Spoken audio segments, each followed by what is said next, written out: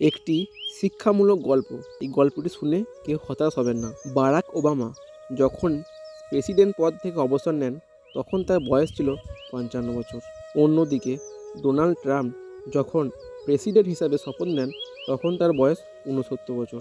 ঢাকায় যখন সকাল ৫টা বাজে, লন্ডনে তখন রাত ১১টা। সময়ের হিসাবে লন্ডন ঢাকার থেকে ৬ ঘন্টা পিছিয়ে। এতে কিন্তু প্রমাণ হয় না যে লন্ডন ঢাকার থেকে ষোলো। পৃথিবীর সব কিছু আপন গতিতে এবং নিজ সময় অনুযায়ী চলে। কেউ গ্র্যাজুয়েশন শেষ করে ২২ বছর বয়সে কিন্তু চাকরি পেতে আরও ৫ বছর সময় লেগে যায়।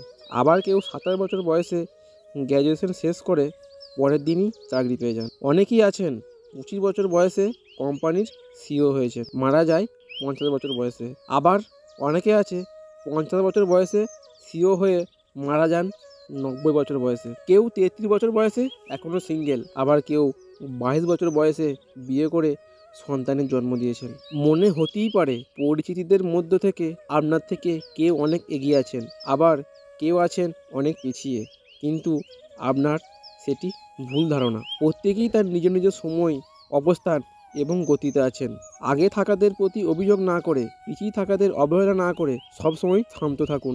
আপনিও এগিয়ে নেই বা পিছিয়ে নেই, আপনার পথ আপনার, অন্যের পথ অন্যের। শুধু সময়কে গুরুত্ব দিয়ে পরিশ্রম করে যান, একদিন ঠিকই সফল হবেন। এই সম্পূর্ণ গল্পটি গুগল থেকে সংগৃহীত। আমি শুধু আপনাদেরকে একটু পাঠ করে শোনালাম।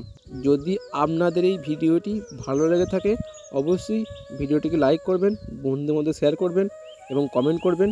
আর যদি চ্যানেল নতুন হয়ে থাকো অবশ্যই চ্যানেলটা সাবস্ক্রাইব করে এই ভাইয়ের পাশে থাকবেন।